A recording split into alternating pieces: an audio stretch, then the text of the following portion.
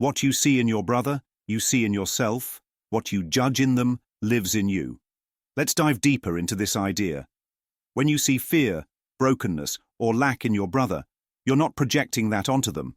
You're revealing how you see yourself.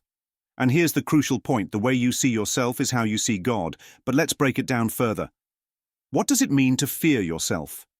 How can you fear the very being you live with every day? Think about this. You fear your own thoughts, your own judgments, your own perceived inadequacies. That fear comes from believing you're separate, from love, from wholeness, from God. If you fear yourself, it's because you've accepted the ego's lie that you're flawed, unworthy, or incomplete. And if you fear yourself, how can you not fear God? God is life, and life is happening in the now. Fear thrives in the now because it's the only place fear can appear real. But here's the paradox. The now moment is also the only place God exists. So if fear fills your present, then your experience of God becomes tangled in that same fear. Fear can only be remembered or anticipated. Let's explore this.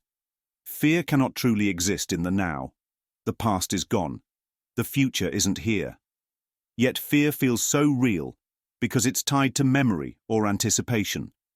When you feel fear, you're either remembering a painful moment from the past, anticipating something negative in the future, but in the now moment, fear has no foundation.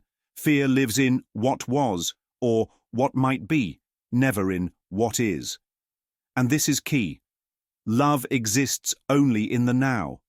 When you're fully present, there's no space for fear, only love. You and your brother are one, and the same with God. Here's the real insight. How you see your brother is how you see yourself, and how you see yourself is how you see God. Why? Because there's no separation. Imagine a pool filled with chlorine water. If chlorine represents unworthiness, then every part of the pool carries that same quality. You, your brother, and God are all swimming in the same pool of being. If you believe unworthiness is there, you'll see it everywhere. But here's the truth. God doesn't see unworthiness in you. God sees only love. That's unfathomable to the human mind because we're so trained to look for flaws, to judge, and to compare. It's like the movie Shallow Hal. Hal only sees beauty in the woman he loves. What if God is like that?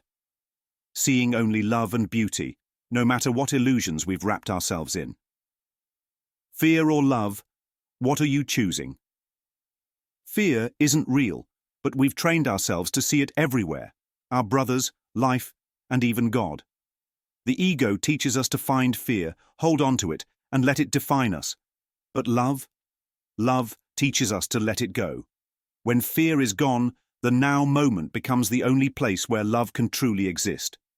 The now is where life is, where God is, where love is. Fear can't live there. It can only be remembered or anticipated. So if fear isn't real in the now, what's stopping you from choosing love? Final question. What are you projecting onto your brother? What does that reveal about how you see yourself? And what does that say about your perception of God?